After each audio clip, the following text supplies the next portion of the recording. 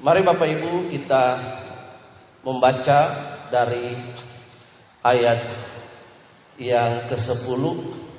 Satu ayat ini yang akan menjadi pokok pembahasan kita dari mimbar ini pagi hari ini.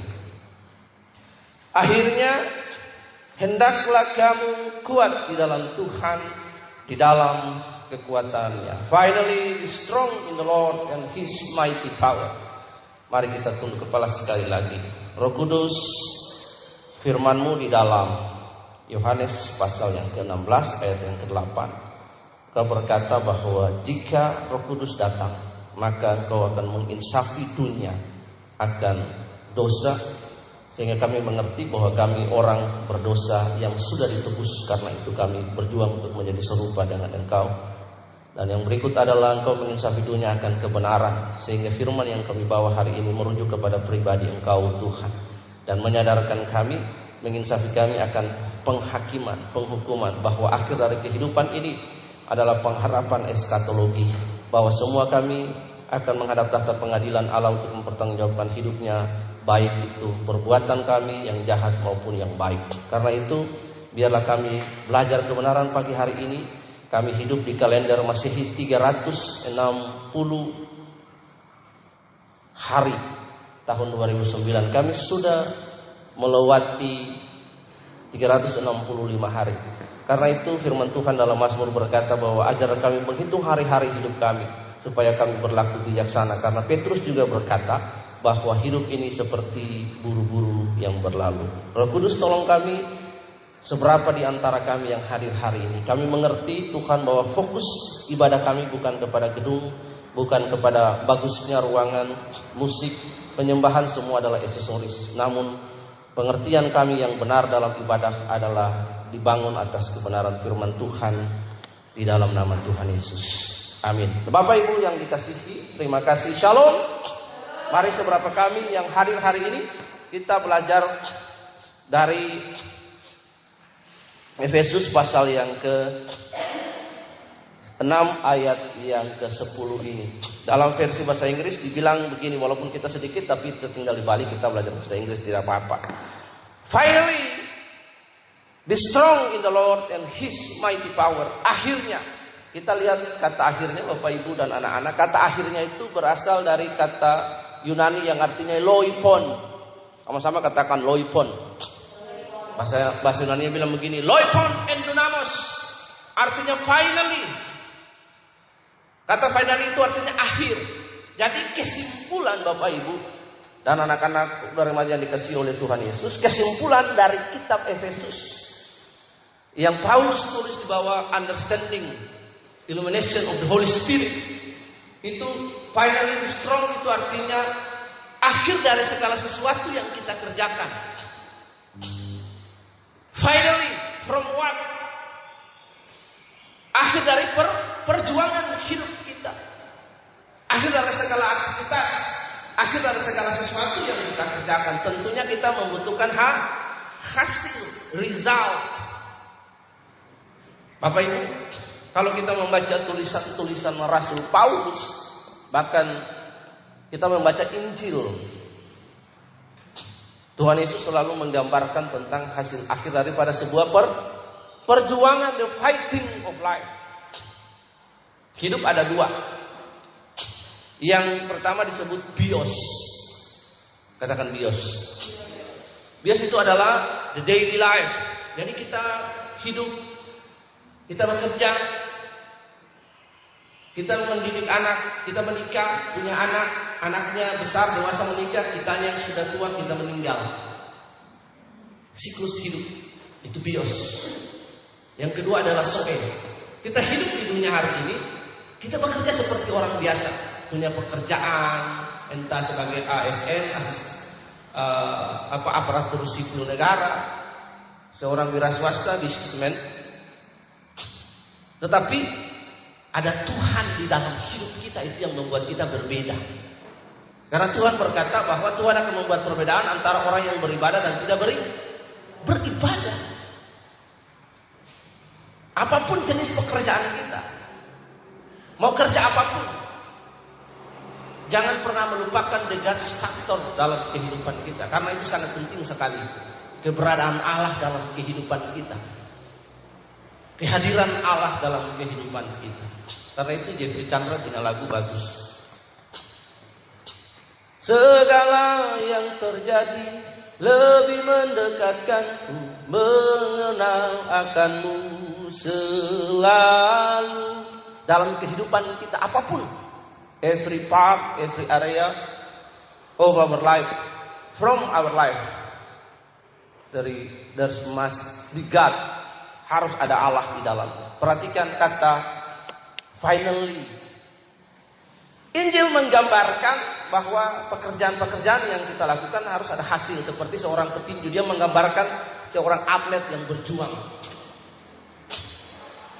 Kalau ibu perhatikan kemarin menjadi fenomena, dan anak-anak di sini juga nonton tentang seorang yang bernama Khabib, seorang petarung dari Rusia. Setelah dia menang atas si sombong McGregor, nah ya kan, akhirnya dipertunjukkan segala sesuatu yang berhubungan dengan diri Khabib ini. Dan salah satu adalah dari kecil, karena orang tuanya atlet, dia berlatih dari kecil. Dia nggak mungkin jadi besar, jadi superstar, jadi terkenal, menang kalau dia tidak melewati the process of life to be a good athlete. Dia perhatikan, lihat. Dan ada satu short video yang saya lihat di Instagram, adalah dia berlatih, train bersama-sama dengan beruang. Dia berlatih dengan beruang untuk mempersiapkan diri, itu dari atlet. Finally, akhirnya dia tetap berdiri kokoh, teguh setelah dia menyelesaikan pertandingannya melawan McGregor dan dia menang. Sekalipun dia dilecehkan di Amerika karena keberadaan ras, agama dan lain sebagainya, tetapi sebagai atlet dia sportif.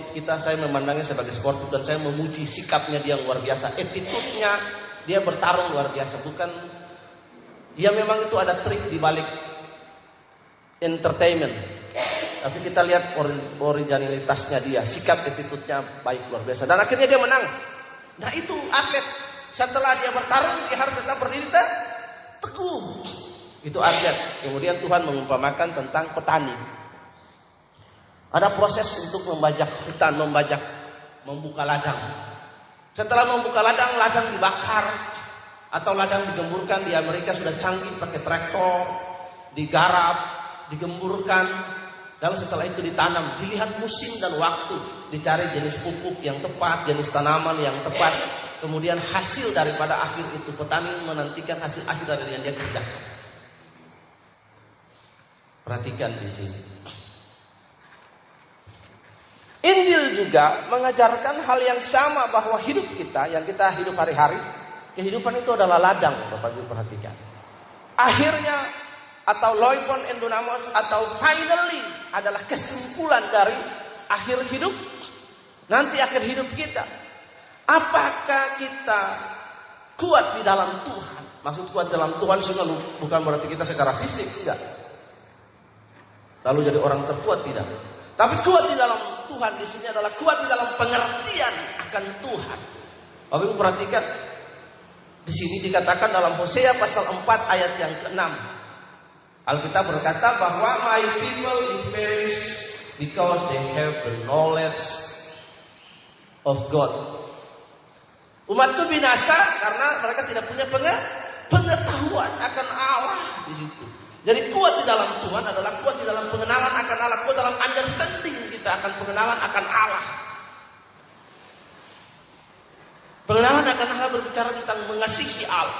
Karena itu dengan tegas, dengan keras sekali Rasul Paulus menulis di dalam Injil 1 Korintus pasal 16 ayat 22. Barang siapa yang tidak mengasihi Allah terkutuk atau anatema. Karena itu hukum yang pertama dan yang terutama bilang apa? Kasihilah Tuhan Allah dengan segenap hati, pikiran, kekuatan dan perbuatan. Untuk mengasihi Allah harus totalitas. Bapak Ibu dan anak-anak yang dikasihi dan dirahmati oleh Kristus Yesus, di hari ini kita memperhatikan kata finally be strong in the Lord and His mighty power. Akhirnya kesimpulan dari kehidupan kita adalah kita nanti menuju langit baru dan bumi baru. Bedanya umat Kristen dengan orang di luar Kristen itu berbeda. Karena apa?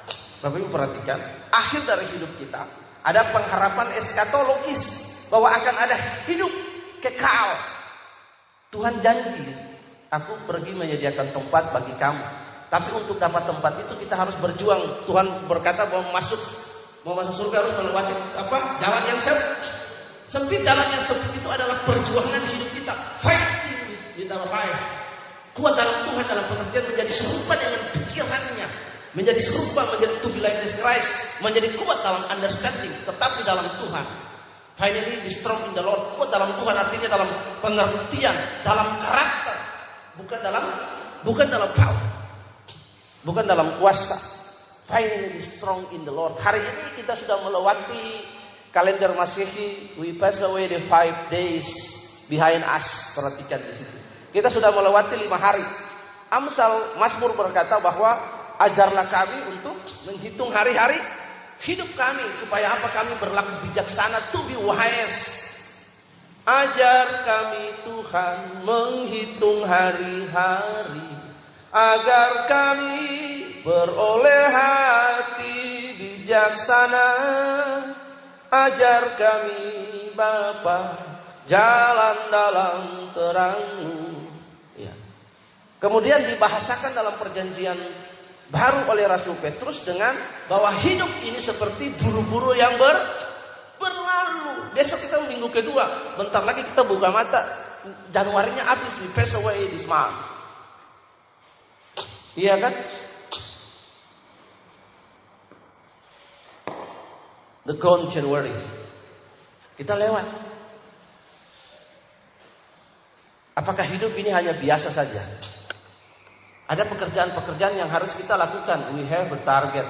Nah, seperti prajurit Amerika, khusus pasukan sniper yang di Amerika, kepolisian punya, Los Angeles punya, itu judul namanya SWAT. SWAT. Nah, itu. Save what are you target? Target kita apa? Sebagai anak Tuhan, target kita apa? Target kita adalah untuk menjadi serupa segambar dengan Dia. Karena itu Paulus berkata, aku tidak melatih diriku sembarang memukul. Aku melatih diriku dengan keras dan mengarahkan hati kepada Kristus, berlari-lari kepada tujuan. Itu yang Tuhan mau. Berlari pada tujuan dengan mata memandang Tuhan Yesus, bertanding sampai menang. Nah, ini yang Tuhan mau bagi kita. What are you target? Sebagai seorang anak Tuhan, sebagai seorang anak-anak yang SMP, SMA, target kita adalah lulus, belajar dapat ranking. Setelah itu kalau bisa bidik misi, kuliah. Target kita yang hamba Tuhan adalah terus berdoa, bekerja dengan tekun, dengan rajin, turun ke lapangan menginjil, supaya kursi di sini bisa penuh oleh jiwa-jiwa. Tugas kita yang pekerja, yang punya usaha adalah bagaimana berjuang, bekerja dengan tekun, dengan keras, supaya bisnis kita bisa maju, pekerjaan kita bisa maju. There must be God in our life. Harus ada Allah di dalam bisnis kita, dalam pekerjaan kita, dalam studi kita. Apalagi terlebih dalam pelayanan, itu sebuah keharusan. Kalau pelayanan sudah tidak ada Allah di dalamnya, waduh, hancur sudah. Katakan amin. Ini yang Tuhan mau. Finally, supaya nanti kita mengakhiri 2019 pada bulan Desember kita tetap berdiri kok.